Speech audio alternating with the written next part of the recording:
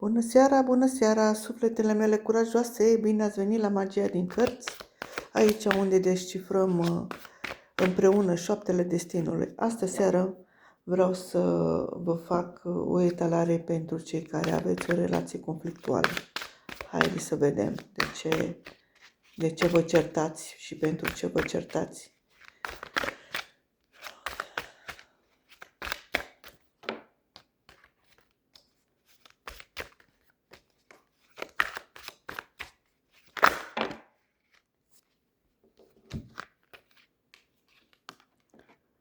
Zece de spade, Marea Preoteasă, Pajul de monede, Soarele, a ieșit soarele, îmi place când iese soarele. Soarele taie la jumătate cărțile negative, puterea cărților negative. Dar cineva chiar. 9 de spade, 9 de bâte.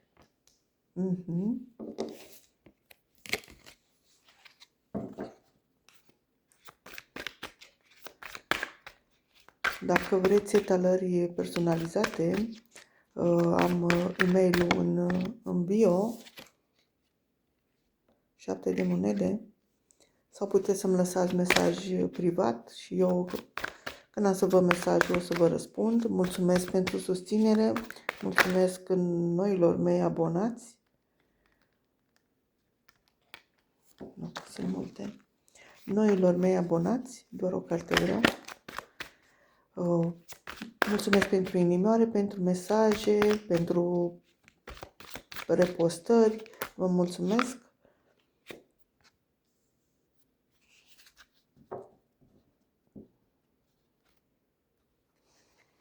Da. La baza pachetului avem 4 de spade și ultima carte este 2 de bâte.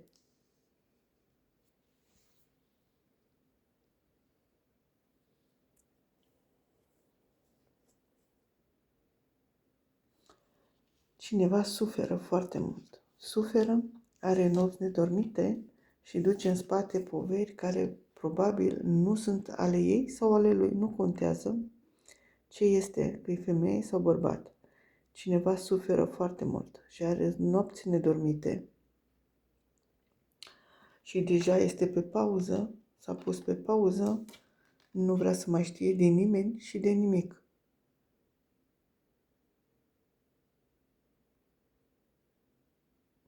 Deși ai și Marea Preoteasă cu intuiția, ar trebui să-și asculte intuiția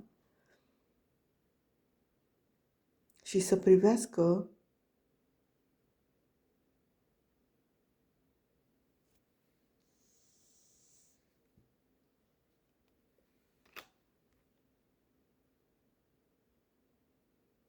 în zare, să privească că poate ieși din această suferință.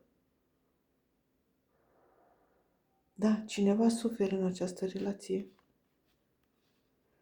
dar poate să o facă, are puterea să o facă și să nu mai stea în așteptare, să aștepte ce el sau ea a dat cândva. Probabil sentimente, poate să fie și bani, poate să fie orice, prezență,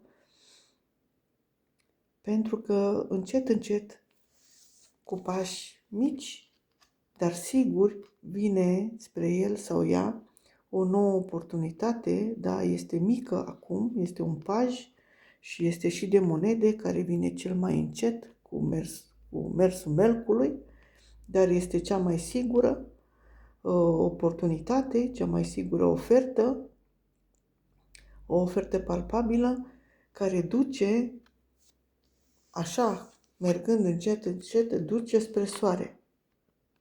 Soarele este cea mai frumoasă carte din tarot. Reprezintă tot. Succes, noroc, tot. Respect, iubire, iluminare, tot. Soarele reprezintă tot ce e mai bun și mai frumos. E așa că După suferință și după certuri, iese soarele. Vă mulțumesc pentru susținerea voastră încă o dată. Dacă vă place ce fac eu aici, deși nu am timp să fac mereu, pentru că am și eu problemele mele, și eu muncesc, ca toată lumea, asta fac din pasiune și iubesc ce fac, vă rog să mă susțineți în continuare, să repostați etalările mele, să-mi dați inimioare, dacă vă place să-mi scrieți, mă bucur când primesc mesaje și asta mă încurajează să merg mai departe în această pasiune a mea.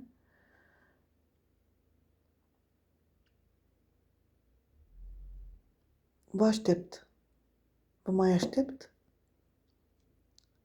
și să aveți o seară frumoasă, deși aici la mine este deja târziu în noapte.